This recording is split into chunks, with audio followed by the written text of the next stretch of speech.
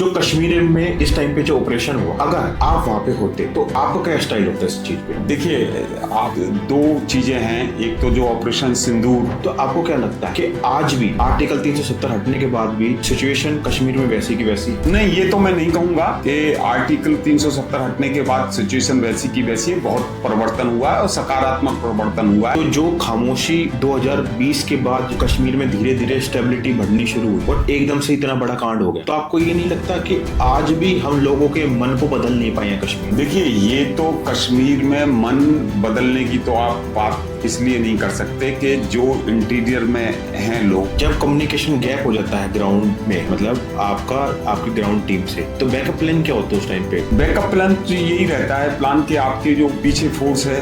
आपने इतने साल कश्मीर में गुजारा, तो आपको ये नहीं लगता कि वहाँ के लोकल्स को समझना ही सबसे बड़ी स्किल्स है? अगर अकेले जंगल में रह रहे हैं या कहीं हैं और वहाँ बंदूक की नोक पर लोग आ जाएं जबरदस्ती, तो आप क्या कर पाएंगे? और उस टाइम पे आपके पास वो लीडरशिप की पोजीशन में हो और आपको उस ऑपरेशन की कमांड दे दी, तो आपका मन ये नहीं करता था कि मैं आप गवर्नमेंट की नहीं सुनो, आप जो मेरे मन में आएगा वो करना चाहता? नहीं, देखिए, अगर आप लीडरशिप की में हो तो आप कर सकते हो। तो आपको नहीं लगता कि हमारे देश के अंदर भी कुछ ऐसे आस्तीन के साथ बैठे हुए हैं जिन पे हमें टैकल करना पड़े? मैं आपके साथ 100% सहमत हूँ कि ये यहाँ इनको बताना चाहिए कि भाई तुम्हारा सोच कैसे गलत है।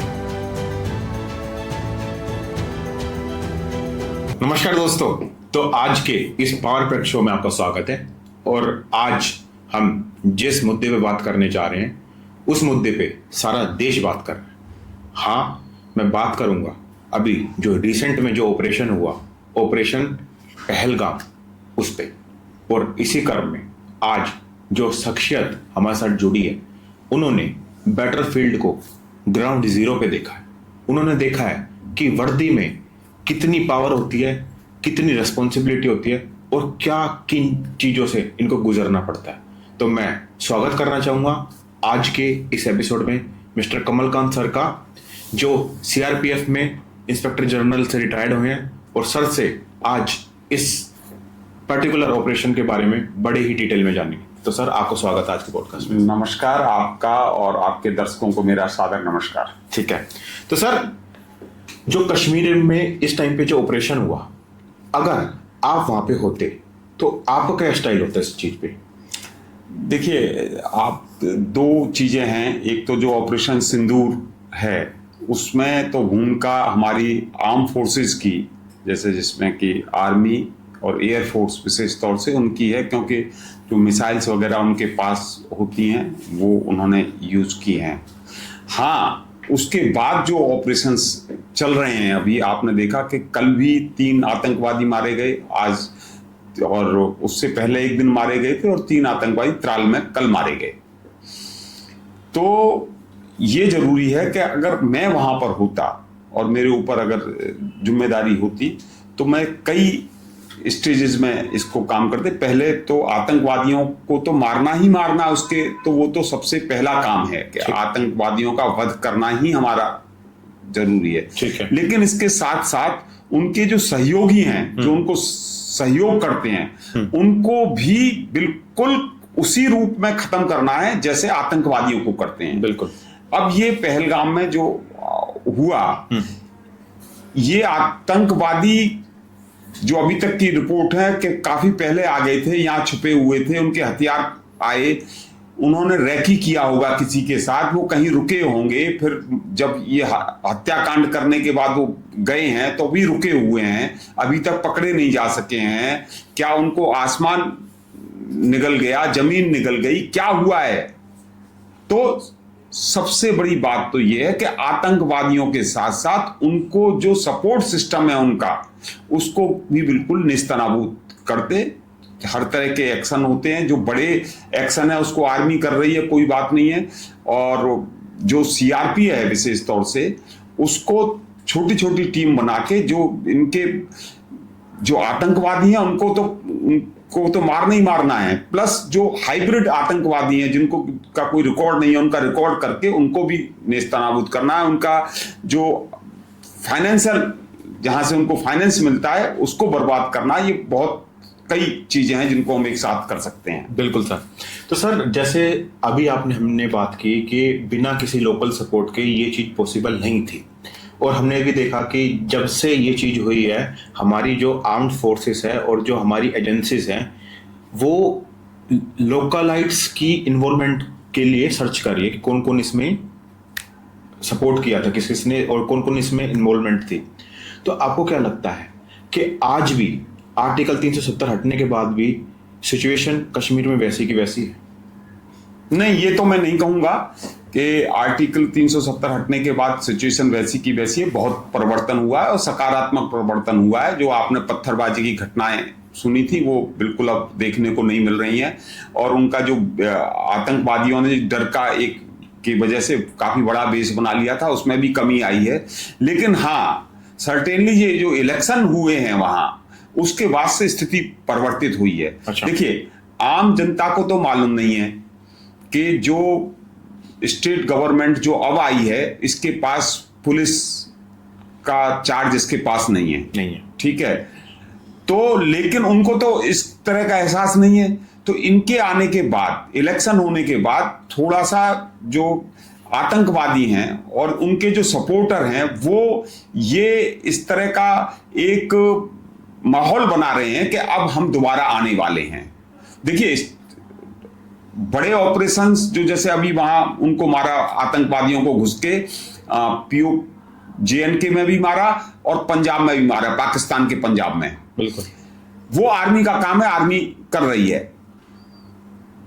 जो काम छोटे तरह के ऑपरेशंस के हैं, भाई जो पुलिस के काम हैं, पुलिस के काम ये है कि मालूम करे कि कौन इनको पैसा दे रहा है, मालूम करे कि कौन आतंकवाद को बढ़ावा दे रहा है, मालूम करे कि कौन मौलवी मस्जिद में बैठ के और आतंकवादी गतिविधियों को बढ़ावा देने के लिए उनको उकसा रहा है। बिल्कुल, ये तो पुलिस करेगी ना। और जब पुलिस का ये दिमाग में आ जाएगा कि भाई ये तो सरकार पता नहीं कब ये पूर्ण राज का दर्जा दे दे, और पूर्ण राज का दर्जा देते ही तो पुलिस फिर उनके खिलाफ जो अभी काम करेंगे उनके खिलाफ ये कार्रवाई करेंगे।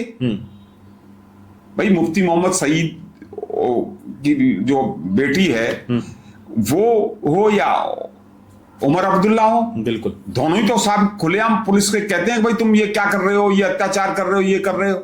तो गवर्नमेंट को खुलेआम कह देना चाहिए अब कि अगले 10 साल कोई भी पूर्ण राज का दर्जा नहीं मिलेगा, तभी ये माहौल सुधरेगा। बिल्कुल। तो सर एक चीज और जो मेरे माइंड में आ रही है वो ये है कि हम जब ये कहते हैं ना कि तूफान से आने से पहले की जो खामोशी होती है वो अच्छी नहीं होती, तो जो खामोशी 2020 के बाद कश्मीर में धीरे धीरे स्टेबिलिटी बढ़नी शुरू हुई और एकदम से इतना बड़ा कांड हो गया, तो आपको ये नहीं लगता कि आज भी हम लोगों के मन को बदल नहीं पाए हैं कश्मीर में? देखिए, ये तो कश्मीर में मन बदलने की तो आप बात इसलिए नहीं कर सकते कि जो इंटीरियर में हैं लोग जिनके ऊपर, क्योंकि आतंकवाद पूरी तरह तो खत्म नहीं हुआ। बिल्कुल, आतंकवाद कम हुआ है। भाई जब आप इंटीरियर में जाएंगे गोली के और बंदूक को दिखा के वहां की जनता को पूरी तरह से डरा देंगे तो वो आपके साथ आ जाएगी। बिल्कुल, आपके साथ मैं पूरी तरह सहमत हूं कि आतंकवाद खत्म नहीं हुआ, यही तो मैं कह रहा हूं। बिल्कुल, गवर्नमेंट को अपना दिमाग पूरी तरह फोकस करना चाहिए आतंकवाद खत्म करने पर। और ये जो गवर्नमेंट है इस समय वर्तमान में J&K में, वो मतलब मेरा तो इवन जब से भी है, जब अभी तो खैर गवर्नमेंट है वहां चीफ मिनिस्टर हैं, लेकिन उससे पहले भी हर एक पूरा दिमाग लगा रखा है, विकास कर रहे हैं, ये पुल बन गया, ये स्कूल खुल गए। अरे ये काम सब हो जाएंगे, पहले आतंकवादियों को खत्म करो। बिल्कुल भाई आप 20 साल 30 साल से कह रहे हैं पंडितों को बसा देंगे, पंडित वापस जाएंगे, गए अब तक वापस? बिल्कुल। तो ये सरकार का काम है ना। और सरकार के पास अब भाई मुझे बताओ कि किस चीज की कमी है? आपके पास रिसोर्सेज की कोई कमी नहीं है। बिल्कुल। अब केवल और केवल आपके पास रणनीति और आपकी इच्छा शक्ति, चलो मैं ये भी मानता हूं कि इच्छा शक्ति भी है आपकी, लेकिन आपकी रणनीति ठीक नहीं है। आप क्यों नहीं पहुंच पा रहे हैं? भाई जब पहलगाम का जघन्य काम हो गया तब भी तो इन्होंने जो आतंकवादी हैं उनके घर तोड़े? बिल्कुल। ये काम पहले क्यों नहीं हो सकता था? पहले भाई सरकार को ये करना ही करना पड़ेगा। सरकार ये विकास विकास विकास करके ये कभी नहीं होगा।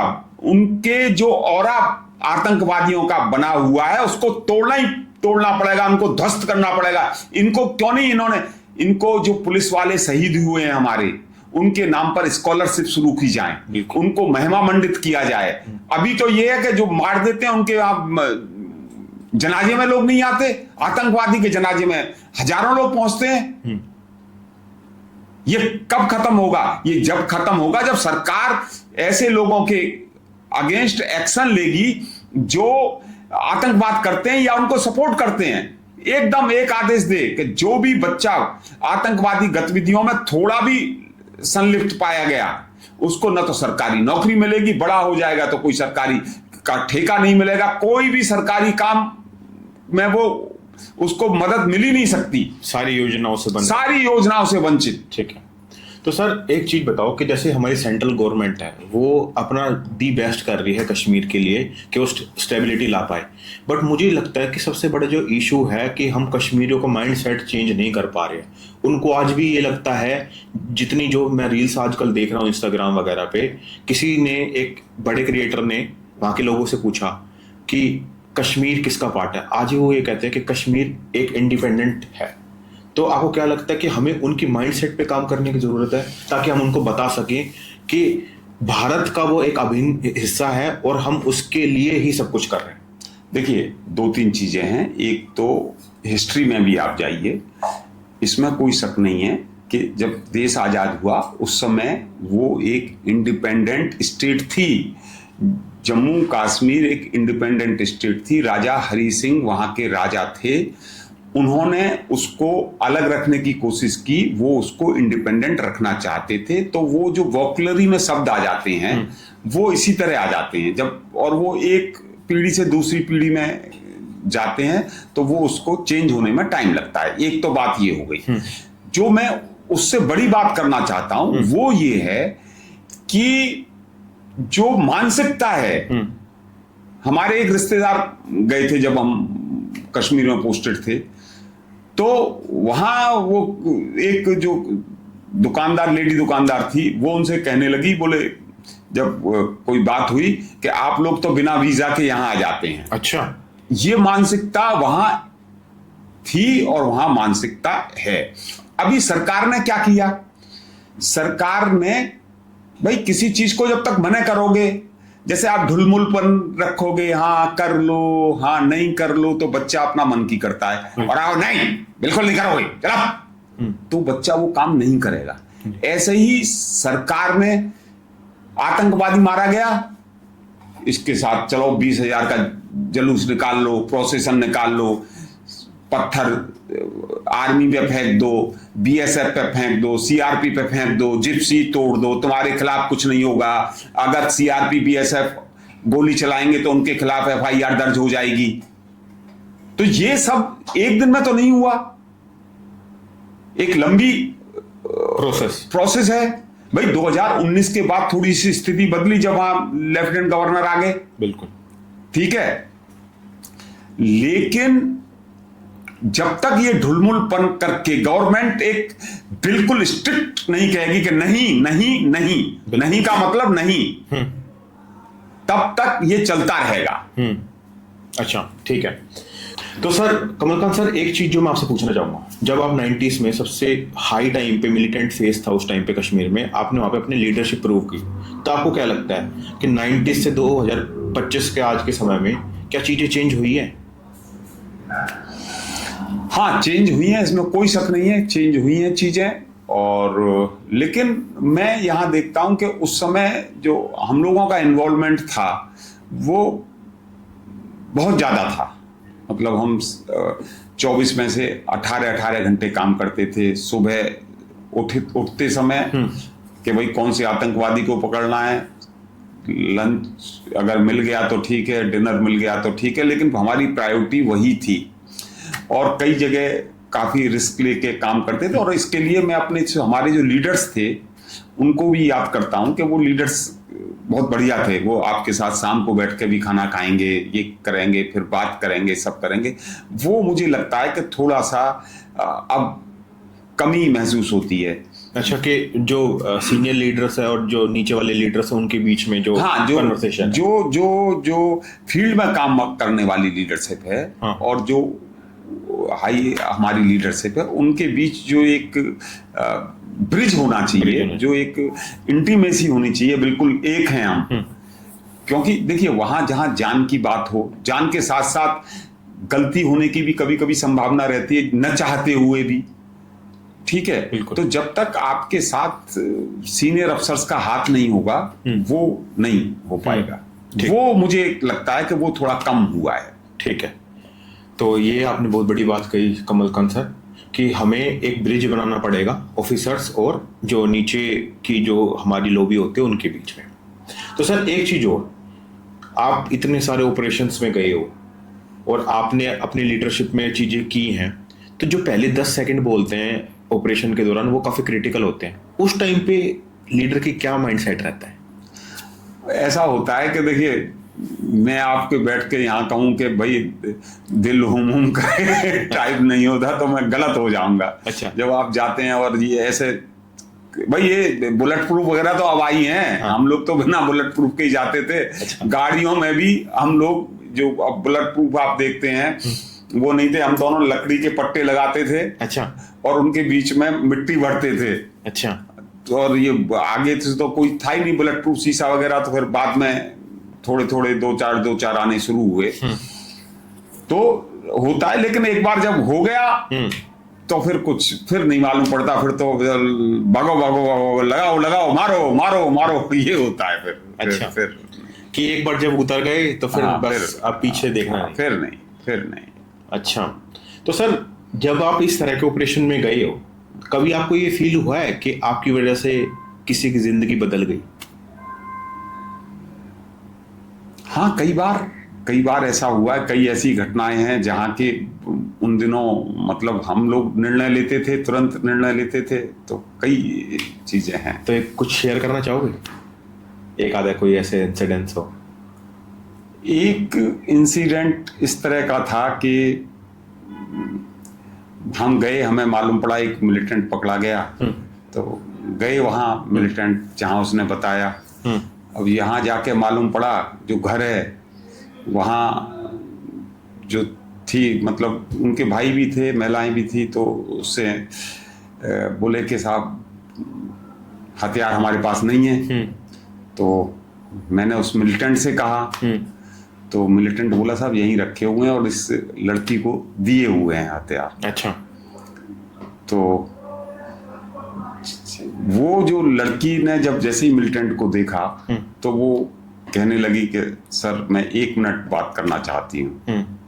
तो बोली सर मेरी शादी होने वाली है और हथियार जो हैं ऊपर ऐसे ऐसे यहाँ रखे हुए हैं। तो हमने कहा ठीक है। हमने उनके भाइयों को भी नहीं मालूम पड़ने दिया, हालांकि बिल्कुल वहीं थे। उसकी माँ खड़ी थी और वो बेटी थी। तो हमने कहा कि ठीक है, हमें कुछ यहाँ से नहीं मिला। चुपचाप गए, वहाँ हथियार थे वो वहाँ से रिकवर किए और उनसे सॉरी करके चले आए। तो फिर बाद में उनके घर वालों को मालूम पड़ा होगा, उनके भाइयों को। तो वो आए थे मेरे पास, बोले सर आपने हमारी जिंदगी बचा दी, बहन की शादी हो गई। ये सब इस तरह की, उस समय माहौल कश्मीर का बहुत खराब था। ये घटना उन्होंने आज से करीब 20-25 साल पहले कहीं मुंबई से कोई पत्रकार आए थे तो उनको भी ये घटना बताई थी। अच्छा। हाँ, ठीक है। तो सर एक चीज और मैं जो जानना चाहूंगा कि जैसे जब कम्युनिकेशन गैप हो जाता है ग्राउंड में, मतलब आपकी ग्राउंड टीम से, तो बैकअप प्लान क्या होता है उस टाइम पे? देखिए बैकअप प्लान तो यही रहता है प्लान के आपके जो पीछे फोर्स है। जैसे फॉर एग्जांपल हम लोग काम करते थे, तो हमारे पास 6-7 टीम थी। तो आप जैसे 2 टीम गए हो, अगर मान लो एंगेज हो गए आप, तो आप पीछे से अपनी टीम को बुलाते हैं भाई।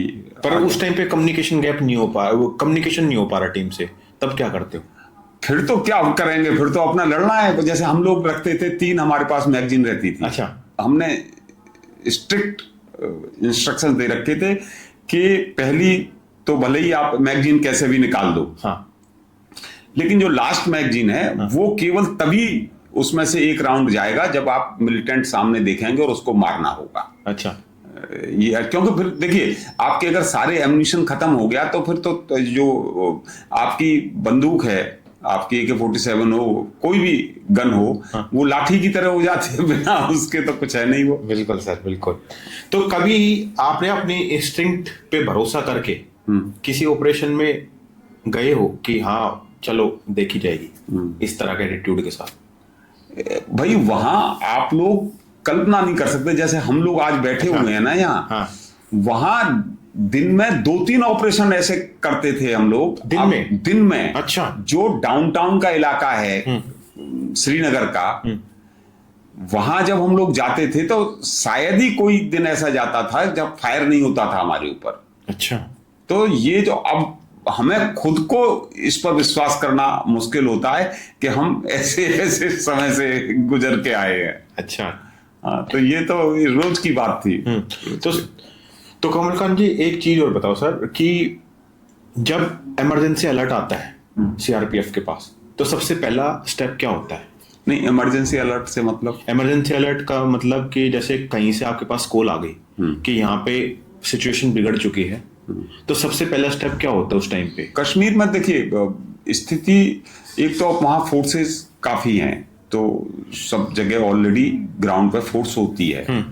अगर आपका मतलब ये है कि ऐसा कहीं हम लोग ऑपरेशन कर रहे हैं और तुरंत कॉल आया कि वहां स्थिति बिगड़ गई है और वहां कोई हमारा साथी इंजर्ड हो गया, कोई बात है, तो ऑलरेडी हमारे पास इसके लिए एक पूरा प्लान होता है। जैसे हमारे पास पूरी गाड़ियां हैं, अच्छा, जो बुलेट प्रूफ गाड़ियां हैं, और इस तरह की टीम है जो रीइंफोर्समेंट के लिए तैयार हैं, और जो पहली भी टीम गई है उसके साथ डिस्कस करके जाते हैं कि भाई अगर यहाँ जाएंगे तो ये क्या है, और उसका जिस ऑलमोस्ट अब तो ये हो गया है कि पूरे इलाके के हमारे पास ऑलरेडी मैप होते हैं। अच्छा, हाँ, तो कोई बड़ी बात नहीं है, हर एक 3-3, 4-4 किलोमीटर पर हमारे पास इस तरह की फोर्स रहती है कि हम वहां पहुंच जाएं।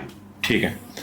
तो सर, आपने इतने साल कश्मीर में गुजार दी, तो आपको ये नहीं लगता कि वहां के लोकल्स को समझना ही सबसे बड़ी स्किल्स है? नहीं, देखो कश्मीरी आदमी अच्छे हैं, वहाँ के लोग अच्छे हैं। अब उनको ऐसा हो कि जैसे मान लो आप अभी हम इस तरह कह रहे हैं, आप अगर अकेले जंगल में रह रहे हैं या कहीं हैं और वहाँ बंदूक की नोक पर लोग आ जाएं जबरदस्ती, तो आप क्या कर पाएंगे? बिल्कुल। तो ये जो है आतंकवादियों ने जो डर फैला दिया, और उनको फिर एक सर्टेनली जो इस्लामिक वो है घुट्टी, वो भी पिलाते हैं कि भाई हम तो अलग हैं, हम तो शरीयत के हिसाब से चलेंगे, हम तो शरिया मानेंगे, हम तो ये करेंगे, हम तो वो तो है ही उनका प्रोपोगंडा पूरी तरह से। बिल्कुल, वो तो है ही। हाँ, ठीक है सर। तो सर एक चीज और बताओ कि अक्सर हम देखते हैं कि कोई भी लीडर और कोई भी फौजी जब वो घर से दूर होता है तो सबसे बड़ी जो चीज उस कमी महसूस होती है वो किस चीज की होती है?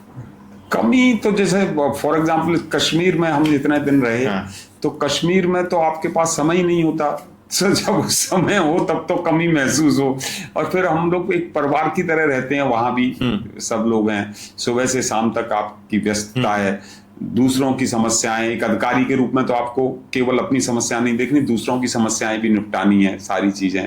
तो ये समय का कोई वो नहीं है कि आपके पास समय है, आप सोच रहे हैं जैसे वो चिट्ठी आई है टाइप की चीज है, नहीं हो। अच्छा, हाँ। तो आपकी लाइफ में कभी कोई ऐसा इमोशनल मोमेंट आया है जब आपको लगा हो कि मैं बिल्कुल टूट रहा हूं इस चीज के लिए?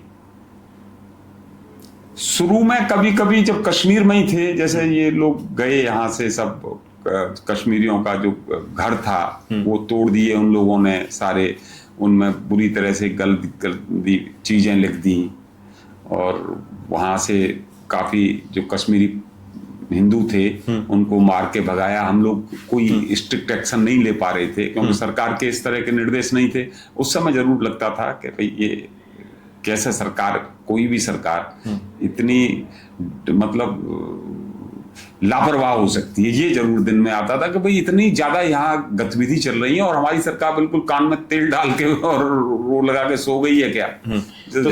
तो सर जब भी कोई ऐसा ऑपरेशन होता था जिसमें जैसे हम कहते हैं कि कई बार हमें सुन के बड़ा बुरा लगता है कि यार ये क्यों हुआ, और उस टाइम पे आपके पास वो लीडरशिप की पोजीशन में हो और आपको उस ऑपरेशन की कमांड दे दी है, तो आपका मन ये नहीं करता था कि मैं अब गवर्नमेंट की नहीं सुनूं, अब जो मेरे मन में आएगा मैं वो करना चाहता हूं? नहीं, देखिए, अगर आप लीडरशिप की में हो तो आप कर सकते हो। अच्छा, अगर आप लीडर हो तो मेरे सामने मेरे जवान को कोई मारेगा तो मैं कैसे छोड़ दूंगा उसका। मैं तो गवर्नमेंट भी तो संविधान से चलती है, संविधान में आपने अधिकार दे रखे हैं आपको, लेकिन आप वहां हो ही नहीं।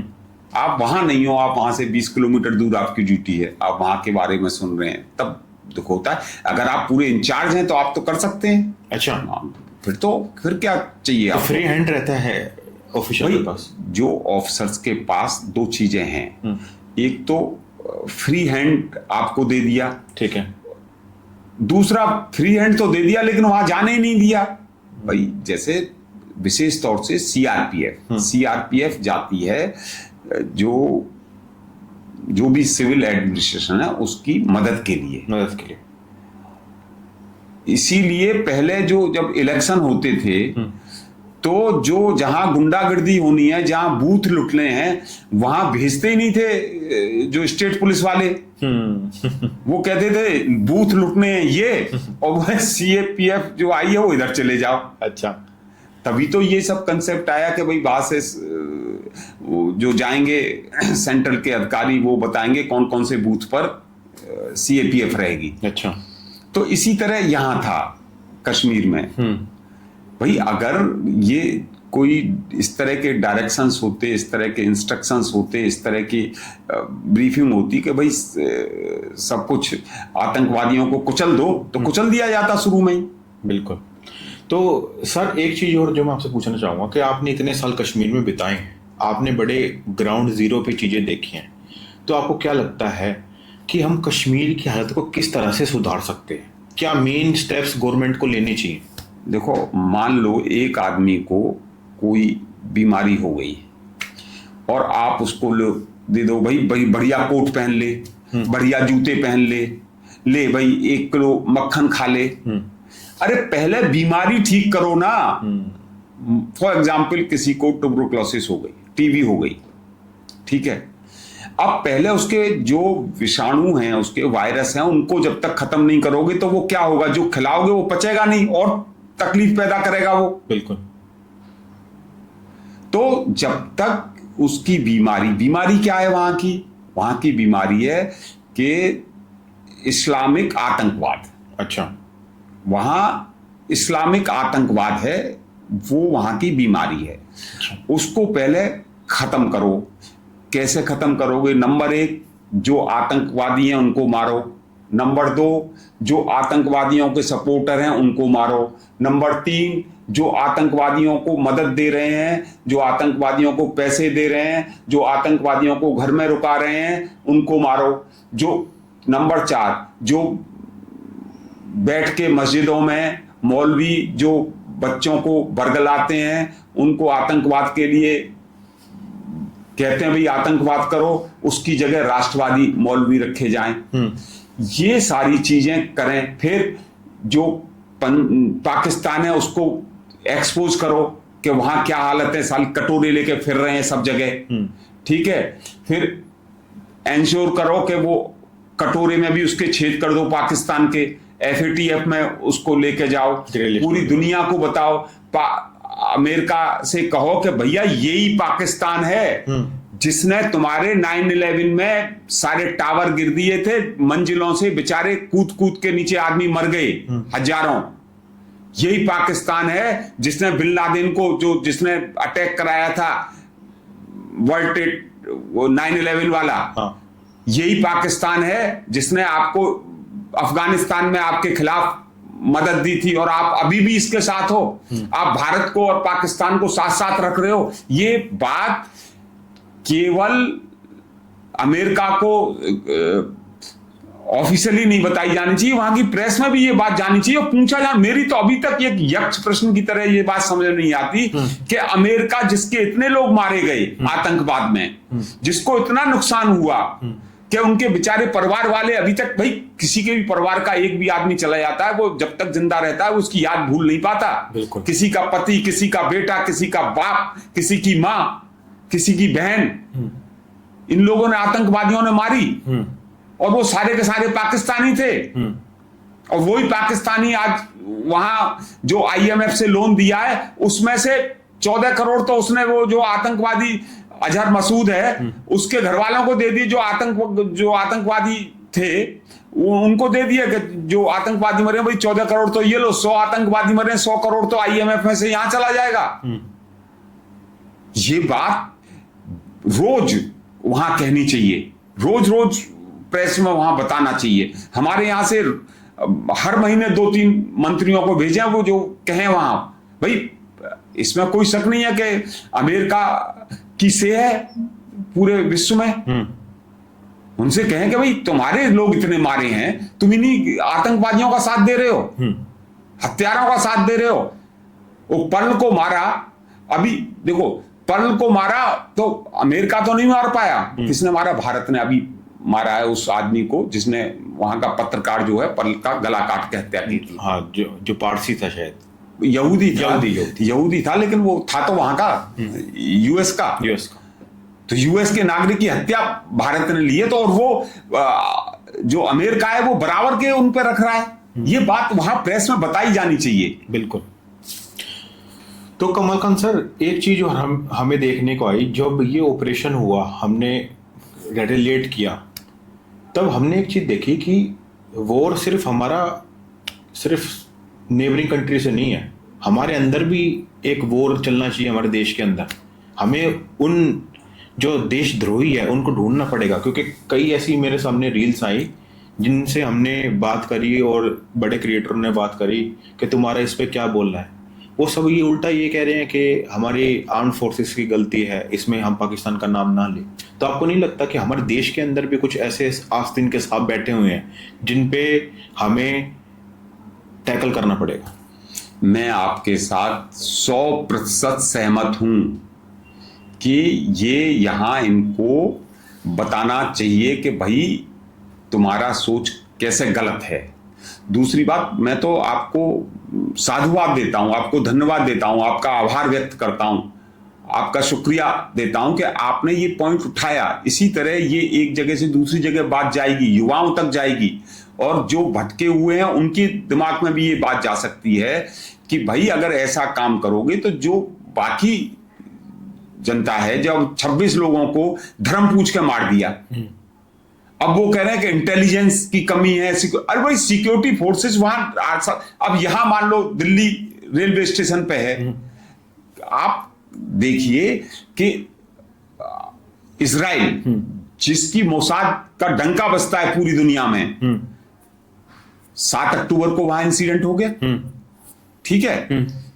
आप मान लो 1000 बार आप बचाते हैं, एक बार कहीं मिस हो गया।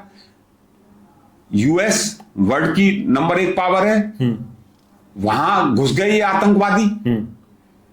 भाई ये तो आपकी जो नियम कानून बने हुए हैं उनका फायदा उठाते हैं कि भाई जैसे मानव अधिकार हैं, ये सारी चीजें, इनका फायदा उठा के फिर आपको नुकसान पहुंचाते हैं। तो ये जो लोग जानबूझ के कर रहे हैं, जो ये अब दुर्भाग्यपूर्ण है कि यहाँ कुछ दल ऐसे हैं जो कि एक विशेष समुदाय की वोट लेने के लिए उनको गलत रूप से बरगलाते हैं, जबकि वो उस समुदाय के लिए भी बहुत बुरी चीज है कि वो उस पर उसको विश्वास नहीं करना चाहिए, क्योंकि अभी तक विकास नहीं हुआ, इसी में लगे रहे हैं कि भाई ये पाकिस्तान जिंदाबाद कर रहे हो तो चले जाओ ना पाकिस्तान।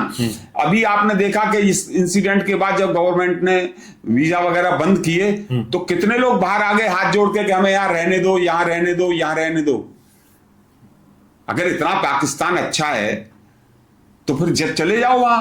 तो पर सर एक इस पे मेरी एक जो मुझे याद आ रहे हैं कि जैसे ही हम रेटिलिएट किया चीज़ों पे और हमारी जो गवर्नमेंट ने एक नोटिस निकाला था कि जो भी पाकिस्तानीज हैं जो बिना वीज़ा के यहाँ पे रह रहे हैं हम उसको वापस भेजेंगे, तब आपने देखा होगा कि इतने ज़्यादा लोग निकल के वापस आए जो 40-40 साल से इस देश में रह रहे थे बिना वीज़ा के, और जो गवर्नमेंट फैसिलिटीज जो टैक्स पेयर के पैसों से वो अपने मजे से जी रहे थे।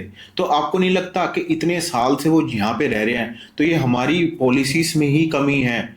और अभी जो सरकार काम कर रही है हमें उसको सराहना करनी चाहिए कि उसने ये इतना बड़ा स्टेप लिया है। मैं ये तो नहीं कहूंगा कि सराहना करनी चाहिए, क्योंकि अब ये भी गवर्नमेंट लगभग 10 साल से है।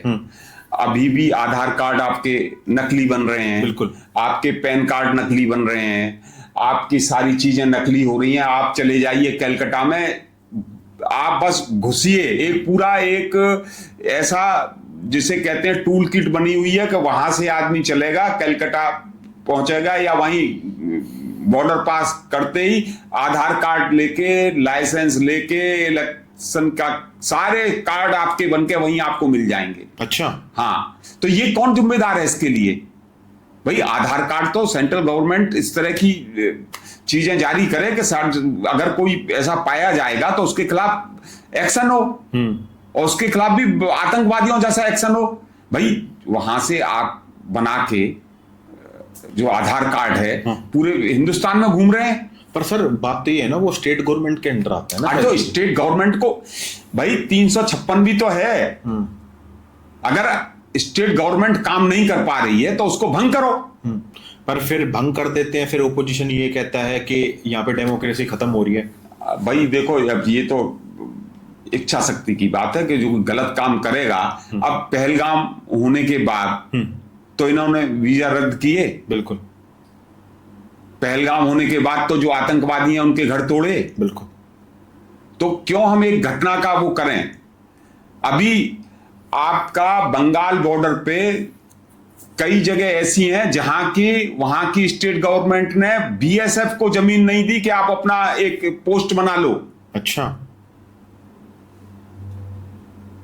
तो गवर्नमेंट को इस पे सोचना चाहिए। अब दो चीजें हैं, या तो आप इसको अगर जोर शोर से उठाओगे तो कोई, मेरे ख्याल से कोई मना नहीं करेगा, और उनकी भी इतनी हिम्मत नहीं है जो भी कि राष्ट्र विरोधी काम कोई कर दे। भाई अभी जब ये हुआ पहलगाम, कौन सा दल था जिसकी हिम्मत पड़ी कि वो गवर्नमेंट से कह दे कि नहीं मत मारो पाकिस्तान को? सबने साथ दिया था, क्योंकि पूरी जनता अगेंस्ट हो जाएगी अगर गवर्नमेंट कहेगी कि साहब ये हमें यहां पोस्ट नहीं बनाने दे रहे बंगाल में। बिल्कुल, तो उसके खिलाफ कार्रवाई हो, बिल्कुल होगी। उसको उठाना चाहिए मुद्दे को, और अब विशेष तौर आप लोग भी तो उठाइए ना। हाँ, तो कमलकांत सर एक चीज और जो मैं आपसे पूछना चाहूंगा कि देखो, हम बचपन से एक चीज सीखते हैं कि देश भावना है ना, वो किसी के सिखाने से नहीं आती, वो अंदर से ही भावना होती है। तो जब हम बात करते हैं कि कुछ ऐसे ग्रुप्स होते हैं, कुछ ऐसे लोग होते हैं जो हमेशा सरकार को खींचते हैं हर एक मुद्दे पे, पर जब बात हमारे देश पे आती है तो हमें ये सोचना चाहिए कि देश की अखंडता किसी भी सरकार से सबसे बड़ी होती है, तो हमें इस टाइम पे सरकार का साथ देना चाहिए। पर जब ये ऑपरेशन हुआ उस टाइम पे भी हमने कुछ ऐसे ग्रुप्स देखे जो एक नेगेटिव नरेशन फैला रहे थे गवर्नमेंट के अगेंस्ट में हर तरह से। तो आपको नहीं लगता कि देश भावना उनके अंदर नहीं है, और हम उन पे थोप भी नहीं सकते क्योंकि ये तो अंदर से आती है? नहीं, लेकिन उनको इस तरह की पोस्ट करने तो रोक सकते हैं। हाँ, भाई जो स्लीपर सेल और क्या होते हैं, यही लोग स्लीपर सेल हैं। अच्छा, जो स्लीपर सेल आप लोग सुनते हो वो ऐसी उस समय काम करने वाले हैं कि जो कि देश के मनोबल को तोड़ने वाले, ऐसी ऐसी बातें करने वाले। अरे साहब वहां तो इंटेलिजेंस का फेलियर हो गया, वहां फोर्स क्यों नहीं थी, यहाँ क्यों नहीं थी। मतलब ये कोई कहने की बात है कि वहां के इंटेलिजेंस फेलियर कैसे हो गया, या फोर्स क्यों नहीं थी? अरे फोर्स वहां कहीं और भी जगह नहीं थी। भाई जब गवर्नमेंट ने एक डिसीजन लिया कि वहां जो इलाके हैं जहां के टूरिस्ट जा रहे हैं, और ये था कि भाई आतंकवादी ऐसा काम तो नहीं करेंगे जो कि उनके टूरिज्म पे, वहां की रोजी रोटी पे कश्मीरियों की पे अंतर पड़े। अब वो इंसिडेंट दुर्भाग्यपूर्ण हो गया, तो अब आइंदा अब सरकार सब जगह बिना कहीं ऐसे नहीं रखेगी। ये तो देखो ऐसा है कि 100% तो मैंने अभी जैसे 7 अक्टूबर का कहा कि इजराइल में भी हो गया था, वहां तो सब कुछ सारी चीजें हैं, लेकिन फिर उसके बाद उन्होंने क्या गाजे का बाजा बजा दिया। बिल्कुल। यहां भी अब ये याद रखेंगे, अब तो गवर्नमेंट ने कह भी दिया है कि हर एक आतंकवादी घटना को युद्ध माना जाएगा। बिल्कुल। तो देखिए आप इससे, और केवल जो न्यू नॉर्मल की बात हो रही है, जो हमारे माननीय प्रधानमंत्री जी ने कहा कि न्यू नॉर्मल है ये, तो न्यू नॉर्मल केवल आतंकवादियों के खिलाफ तो होगा ही होगा, लेकिन जो जिन बात आप कर रहे हो कि वो इस तरह की पोस्ट डालते हैं, पाकिस्तान जिंदाबाद लिख देते हैं, उनके भी खिलाफ होगा। बिल्कुल। और ऐसा एक्शन होगा उनके खिलाफ कि फिर उनकी पीढ़ियां तरसेंगी। बिल्कुल। तो सर, इस ऑपरेशन में जो चीज मेरे को देखने में आई वो सबसे बड़ी बात ये थी कि हमारी बेटियों ने ये दिखा दिया कि हम घर भी संभाल सकते हैं और हम युद्ध भूमि भी संभाल सकते हैं। उनके लिए तालियां। हाँ, और मैं हमारी बेटियों से ही ये कहना चाहूंगा, जो हमारी बहनें हैं, जैसे हमारी बहन सोफिया कुरैशी और विंग कमांडर आपका व्योमिका सिंह, उन्होंने दिखा दिया कि भारत की बेटियां भी बेटों से कम नहीं है। तो इस पे क्या कहना चाहूंगे कि जो ये लीडरशिप चेंज आया है, जेंट से हम हमारी फीमेल्स पे लेके आए हैं, तो क्या ये एक मैसेज जाएगा वर्ल्ड पे? हाँ, जा तो रहा है। और हमारे यहाँ तो ये था, बीच का कोई एक ऐसा काल आ गया था जहाँ की हमारी माँ बहनों को थोड़ा सा इतने आगे पढ़ने का और एक्सपोजर नहीं मिल रहा था। अभी तो आप देखिए कि इससे पहले भी हमारे यहाँ तो देवी सारी 9 देवी है ही, शक्ति की प्रतीक हैं सारी। हाँ, तो ये व्योमिका और सोफिया दोनों शक्ति की प्रतीक हैं। हाँ, तो सर एक चीज और देखने को मिली, जब हमारी इन 2 बेटियों ने देश का नाम किया तो ऑटोमेटिकली देश के अंदर एक मोटिवेशन भर गया था। हमारा देश प्रेम एक अलग ही लेवल पे था कि अब चाहे कुछ हो जाए हम अपने देश के साथ खड़े हैं। तो आपको लगता है कि जब हम लीडरशिप क्वालिटी में और वॉर ग्राउंड पे हम लेडीज को इंक्लूड करेंगे, हमारी बहनों को, तो ये एक अलग ही दिशा दे पाएगा हमारी आर्मी फोर्सेस को? इससे अच्छा है, अब इसमें चल रहा है और इसमें कोई शक नहीं है कि लीडरशिप में भी अंतर आएगा। और हमारी जब माँ बहनें और इसमें आएंगी, जो बहन हैं, तो और भी ज्यादा शक्तिशाली बनेंगी फोर्सेस। तो सर ये तो आपने बड़ी डिटेल में बताई, जो भी चीजें हमने आपसे बात करी और आपने बताया कि कैसे कैसे चीजें होती आई हैं और अब क्या हो रहा है। एक चीज जो मैं और आपसे पूछना चाहूंगा कि जैसे हिमाकत की थी हमारे पड़ोसी देश ने हमारे ऊपर कि वो हमें तोड़ दे, वो भी कैसे? धर्म के नाम पे। पर हमने भी उसको बता दिया कि हम धर्म के नाम पे बंटने वालों में से नहीं है। हमारे देश हित और देश की अखंडता पे बात आएगी तो हम सारी जातियां, सारे धर्म एक है। तो आपका क्या विचार है इस पे? मैं बिल्कुल आपके साथ सहमत हूं। हमारा देश एक है, अखंड है, और जो कोई इसको तोड़ने की कोशिश करेगा उसको तोड़ देंगे। और ये मैसेज तो हमने वर्ल्ड को ऑलरेडी दे चुके हैं कि चाहे बेशक हमारे देश में कितने भी मुद्दे हो, हम आपस में कितने लड़ते हो, पर जब हमारी देश की बात आएगी, हमारी अखंडता की बात आएगी, तो हम नहीं देखेंगे कि हमारे सामने कौन सी पावर है। बिल्कुल। तो सर एक चीज और देखने को आई है कि हमारे देश की जो बनी हुई मिसाइलों ने बिल्कुल अंदर इंटीरियर में जाके ऐसा बहावा चीजें उठाई हैं कि सब कुछ तहस नहस हो गया। तो आपको नहीं लगता कि ये जो नया भारत है, ये अब ये नहीं देखेगा कौन डेवलप्ड नेशन किसके साथ खड़ा है, कौन डेवलपिंग कौन सी कंट्री क्या है, जो हमसे लड़ेगा उसको मिट्टी में मिला देंगे? बिल्कुल। और आपकी जो स्वदेशी मिसाइल हैं, उनके लेने के लिए तो लाइन लग गई है। अच्छा। अब तो डेवलप्ड कंट्रीज जो ऑलरेडी हैं, जिनके के पहले जो युद्ध सामग्री सबसे ज्यादा बिक रही थी, अब वो खुद आश्चर्य में हैं कि पूरे, मतलब टर्की के भी वेपन थे उनके पास, चाइना के भी वेपन थे, अमेरिका के भी वेपन थे, सब जगह के वेपन थे। कोई भी हमारी जो सीमा है उसको लांघ नहीं पाया। हमने वहीं के वहीं ध्वस्त कर दिया, उनको आसमान में ध्वस्त कर दिया। तो ये नए भारत की ताकत है। तो इसी में हम कहते हैं भारत माता की जय। तो सर इस एपिसोड को खत्म करने से पहले आप हमारी ऑडियंस को कोई मैसेज देना चाहोगे?